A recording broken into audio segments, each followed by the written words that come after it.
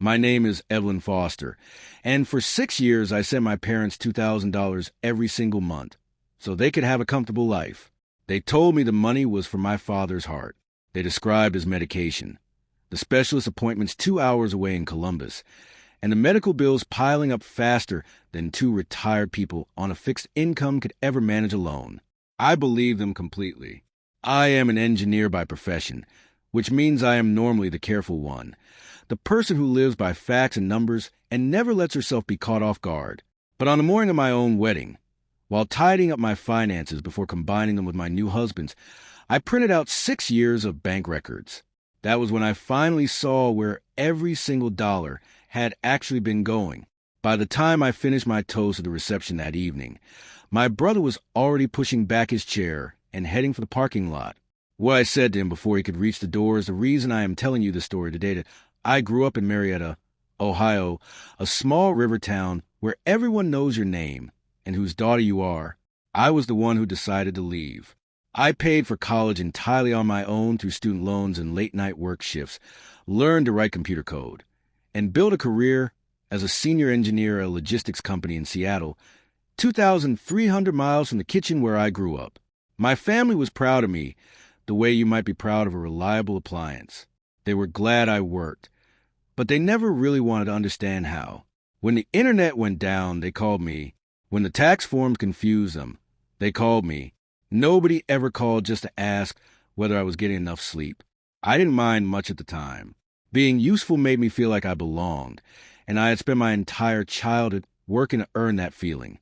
My mother used to say I was born responsible, as though it were a compliment.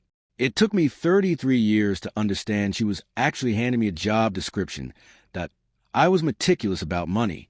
I tracked every dollar in a color-coded spreadsheet because I had watched the lights get shut off as a little girl, and I had promised myself I would never be surprised by a bill again. I knew my own numbers with complete precision. The one set of numbers I never examined closely belonged to the people I trusted most in the world, and that is the part one still find hardest to forgive myself for. But I want to be clear about something. I was not being careless or naive. I was busy and I was loyal. And when you're both of those things at the same time, they can blind you even when you are normally a very careful person. The call came on a Tuesday in March, 6 years before my wedding day. My mother's voice had that particular thinness it gets when she has been crying for a long time. She told me my father had collapsed at the hardware store and that a doctor had found serious problems with his heart. There were specialist visits, procedures, costs that his insurance and retirement income simply couldn't cover. My father got on the phone for exactly 10 seconds and told me not to worry about him. That was how I knew it was serious. He never asked for anything, but I understand now that his silence was a whole mechanism of the scheme. I had just received a promotion. I had room in my budget to help, and more than that, I had a deep and lifelong need to fix the things that frightened me. So that same night, I set up an automatic monthly transfer of $2,000 into an account my mother called a family household account. My phone would buzz each month when the transfer completed, a small gray notification that said the payment was done. I remember looking at that message and feeling genuinely proud for the first time in years. My mother called it a blessing and said the words I had heard my whole life, the ones that always made me open my wallet before I engaged my brain. She said, family takes care of family. I agreed without thinking, because that is what happens when you are raised to respond that way automatically. Why brother Garrett is 3 years younger than me. He was raised in the same house, but in an entirely different emotional climate. Where I was taught to be responsible, he was treated like a winning lottery ticket. He was always building something, a phone application, a startup, a company that was going to change everything. The names of his ventures shifted constantly, but his confidence never wavered. By the time of that phone call, his newest project had a name and a blue logo sticker on his laptop. He called it Northbridge. I sent him a congratulatory message and thought nothing more of it than a few months after I started sending the money, I offered to pay the hospital directly to make things simpler for my mother. She went quiet, then warm, then firm. She explained that my father was an extremely private man about his health, that he would be humiliated if his daughter saw his medical records, that there were privacy considerations to respect. It always sounded like love. It was always delivered in the language of love. I let it go. I asked twice more over the following years and received the same answer both times. Looking back, that wall she built around the billing information was the entire story. Healthy families do not hide the details of a genuine medical crisis from a daughter who is funding the treatment. They only hide things they cannot afford to have seen. 6 years is long enough for a sacrifice to quietly become a habit. The transfer went out on the first of every month, and I stopped reading the notification when it arrived. The $2,000 became like a utility payment, automatic and invisible. I want to be honest about those years because I don't want you to think I was simply allowing myself to be mistreated. I was doing well professionally. I earned 2 promotions and led a team of engineers. I bought good coffee and went to concerts alone and genuinely liked my life. The money didn't make me poor, but it cost me things I couldn't see at the time. I delayed buying my own home by 3 years because the down payment I was building kept flowing to Ohio instead. I told myself there was always a later. Later was my most expensive habit that I met Daniel at a cookout, where we started talking because we disagreed about whether a hot dog is a sandwich. He is an emergency room nurse, the kind of person who stays completely calm when everyone around him is panicking. He asked me to marry him 18 months later on a gray pier in Seattle. No cameras or audience, just a ring and a question. My hands shook so badly I could barely respond. When we began combining our finances, he looked at the monthly transfer with quiet eyes and asked me not to start a fight, but because he genuinely wanted to understand whether I had ever actually followed that money past my own bank account. I got defensive in the way you do when someone touches something that is already sore. I told him it went where it was supposed to go. He nodded and never asked again because he is a good man. But his question stayed under my skin for weeks like a splinter I could feel but couldn't locate. I had tracked every dollar of my own finances for a decade, but I had never once looked at what happened to $24,000 a year the moment it left my hands 0.3 weeks before the wedding. I requested the full transaction history for the household account. I had set it up originally, so I had the legal right to see it. The bank said the file would take a few days to prepare. I clicked the button and went back to choosing napkin colors, genuinely expecting the records to be boring, expecting them to confirm that I had simply been doing a good thing for 6 years.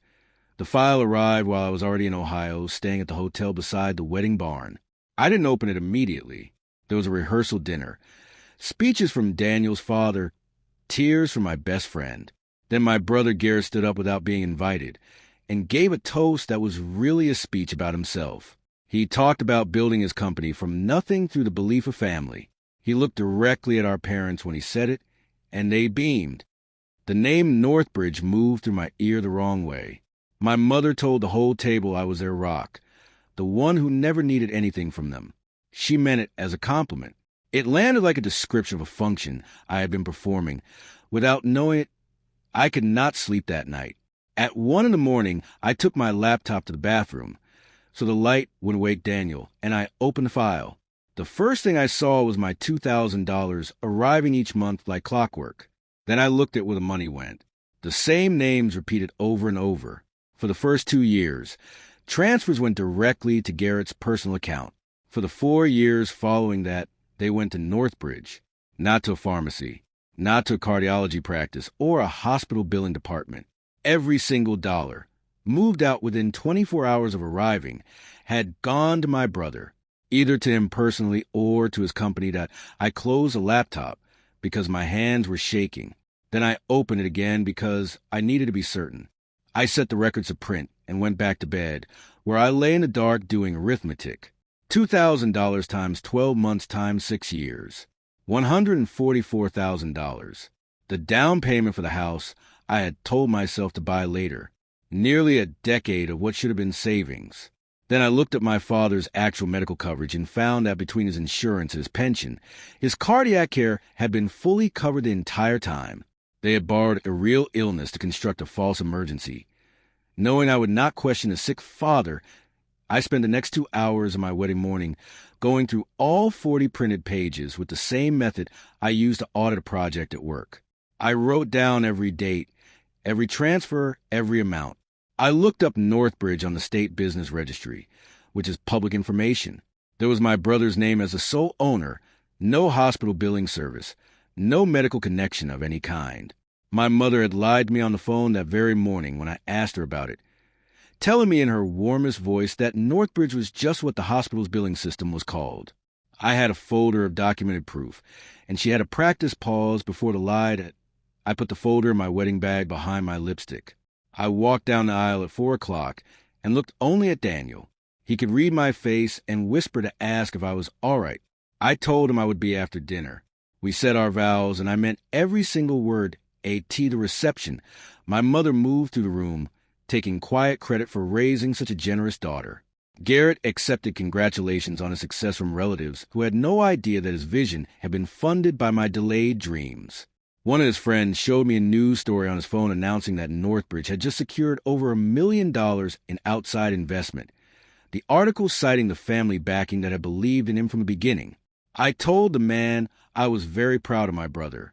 I was about to show everyone exactly what that backing had looked like. When Garrett finished his toast about building something from nothing through belief of family, I reached out and asked for the microphone. My father caught my arm before I stepped forward. He looked small and ashamed.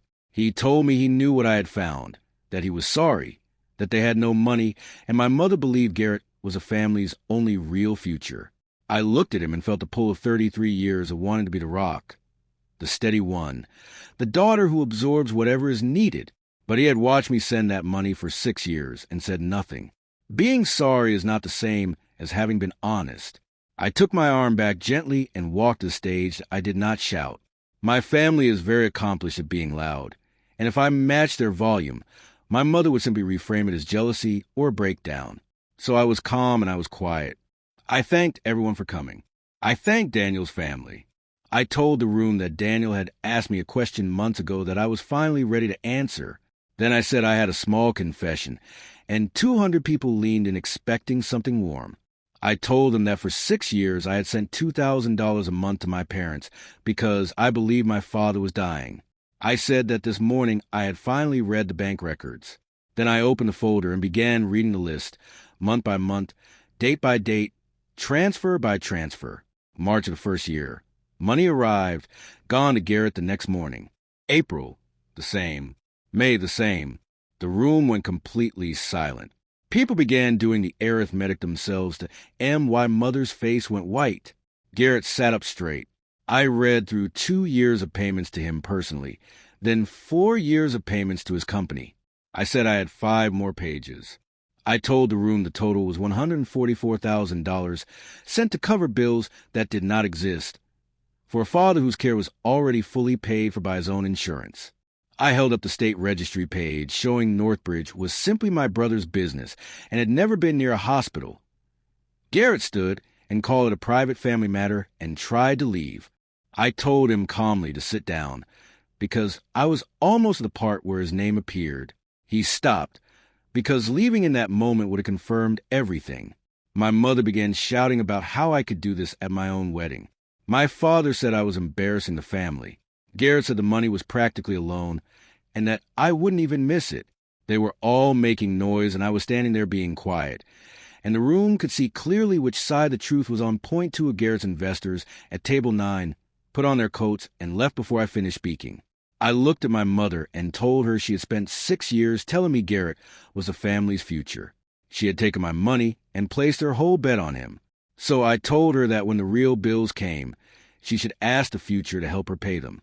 Then I put down the microphone and walked back to my husband. Daniel put his arms around me. My parents left early. Garrett spent the rest of the evening on his phone, trying to contain the damage with his investors. Daniel and I stayed for every song, ate our cake, and danced until the barn lights dimmed. My lawyer contacted my family several weeks later. Defrauding someone by fabricating a medical emergency is a serious legal matter. Garrett's investors withdrew. My mother still calls the cycle through guilt, anger, and pleading. I let my lawyer handle the responses. These 6 years taught me something I will not forget. Love is not a blank check, and the quietest person at the table is very often the one holding all the proof.